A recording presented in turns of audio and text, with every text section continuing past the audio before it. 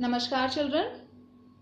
So in the continuation of our previous class, we have started our chapter number 5, organizing, and the basic meaning, definition I already told you.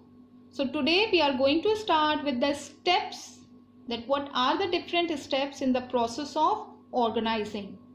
Fine. So here you can see that there are 4 steps. The first one is identification and division of work.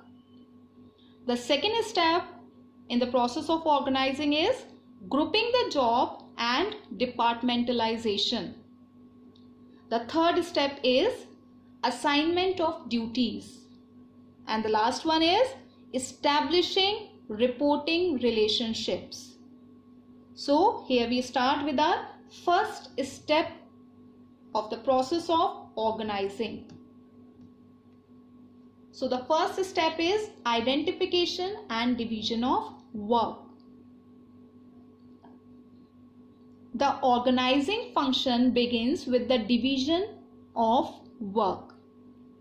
Division of work means divide the total work into smaller jobs or in units, and each job is assigned to individuals according to their skills and qualifications.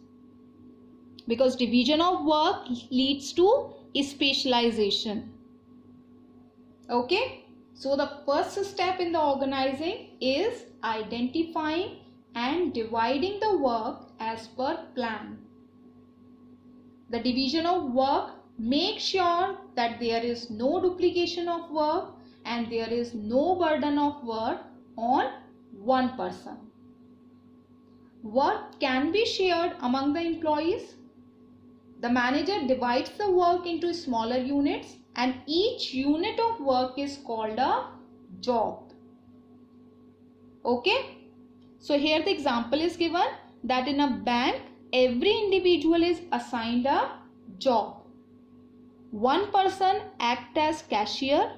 He receives cash and makes payments. Another person deals housing loans. Different deposit schemes are handled by one person. Gold loan handled by another one, and so on. Okay. So in the same on the same slide you can see some of the pictures, that framing, siding, painting, inspection, shipping. So each work is assigned to different persons, so that the work can be divided as well as the duplication of work cannot be there. Okay, so this is the first step of organizing. Move on to the second step, grouping the job and departmentalization. Once work has been divided into small and manageable activities, then those activities which are similar in nature are grouped together and put under one department. The grouping may be on the basis of function, product, territory, customer, project, okay, or the process, etc. This grouping process is called the departmentalization. After the dividing the work in smaller jobs, related and similar jobs are grouped together and put under one department. And the departmentation or grouping of jobs can be done by the organization in different ways. It can be done in the manner of functional departmentation or in the divisional departmentation. Okay. Departments can be created using several criteria as a basis. Some of the examples, the most popularly used bases are territory, north, south, west, etc. And according to the products like appliances, clothes, cosmetics.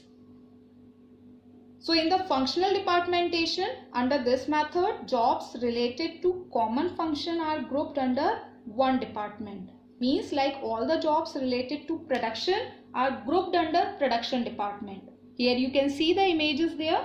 Okay, so One manager is there who is looking after the production. So all the jobs related to production should be grouped under the production department. One more manager is there which is related with the sales or with the marketing. So jobs related to sales are grouped under sales department and so on.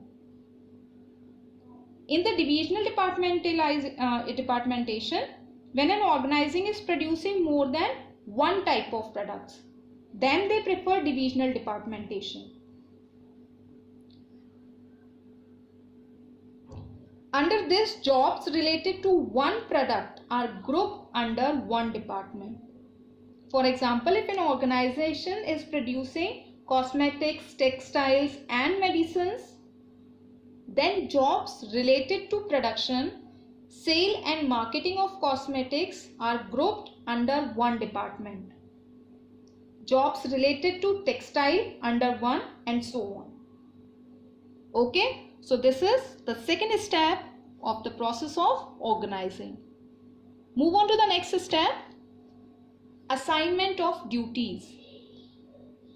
Once departments have been formed, it is necessary to allocate work or the job to members of each department according to their skills and qualifications.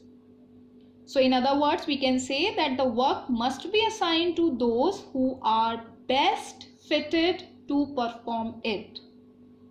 It is essential for effective performance. Okay, here you can see that the departments are there: cashier, consultancy, okay, currency exchange.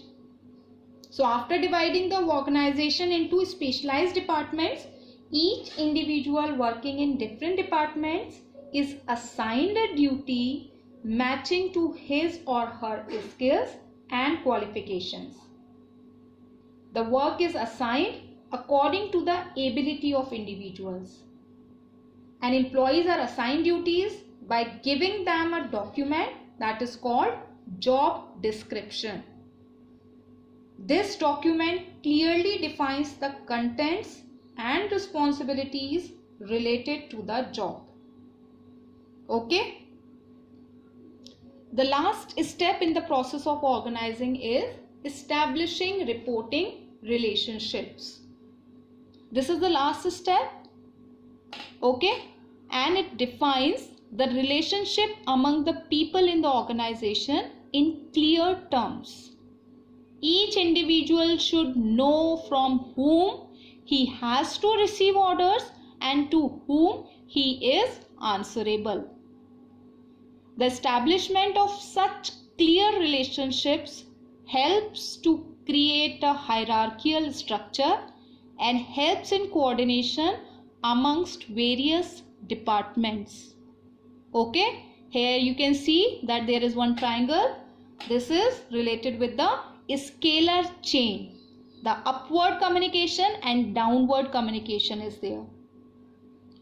So after grouping the activities in different departments, the employees have to perform the job, and to perform the job, every individual needs some authority.